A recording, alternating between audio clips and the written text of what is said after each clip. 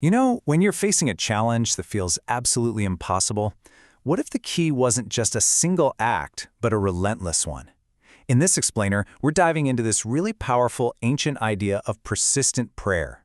We're going to talk about what it really means to keep asking when it feels like all hope is lost, and how that refusal to give up can literally change everything. Seriously, think about it for a second.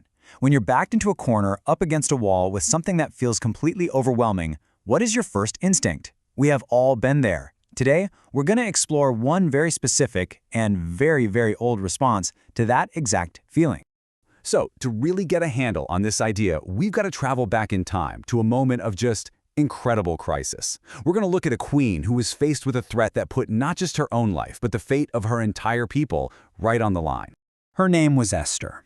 Now, she was a queen, but she was facing the planned genocide of her people. With absolutely everything at stake, her response wasn't just panic, it was prayer.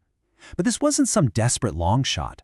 Her plea was actually built on her trust in a covenant, a sacred promise that she believed God had made to her people a long time ago.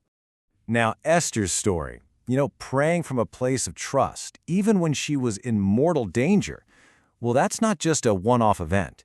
It actually points to a universal principle, a kind of guide for anyone who's facing a situation where an answer is desperately needed.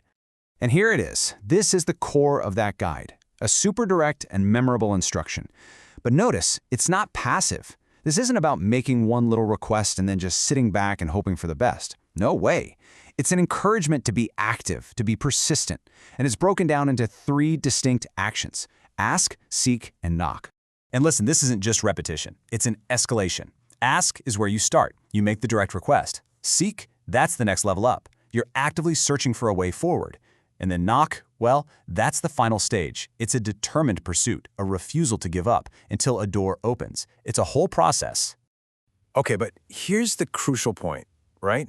This ask, seek, knock thing, it's not just some magic formula for getting what you want. It's actually designed to change you.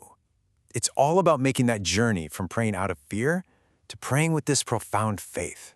So what's the engine that drives this kind of persistence? What keeps you going? It isn't just desperation. It's this core belief that the one you're asking is fundamentally good and wants to give good things.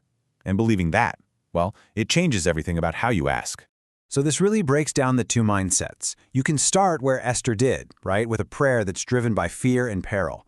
But the goal, the whole point, is to move to a prayer from confidence, a persistent request that isn't fueled by fear, but by a deep trust in that promise of goodness. So how do you actually make that shift, from praying out of fear to praying with confidence? Well, the source material suggests there's actually an ideal time to intentionally practice and develop this exact mindset. And that season is Lent. Now here, it's framed as more than just a time of sacrifice. Think of it like a training ground, a dedicated period for building this specific kind of confident prayer. This is the time to really work on moving beyond just asking when you're in trouble. It's all about building a foundation of trust that's so strong that you pray with the confident knowledge that you are being heard. That changes the very nature of the conversation. Okay, so let's tie all of this together. We started with the queen's desperation, and we've moved to this universal teaching on persistence. So what's the big takeaway from this whole journey? This is the heart of it right here. Persistence is the bridge. It's the action that connects the reality of our peril, our fear, our need, our impossible situations, to the transformative power of a promise. It's what turns a moment of crisis into a genuine opportunity for faith. So this leaves us with a final question to really think about. Beyond just repeating a request, what does it truly mean for your prayers to be persistent? Is it about sheer endurance? Is it about taking action? Or is it about finding that unshakable confidence that fuels the whole thing? Thanks for joining me.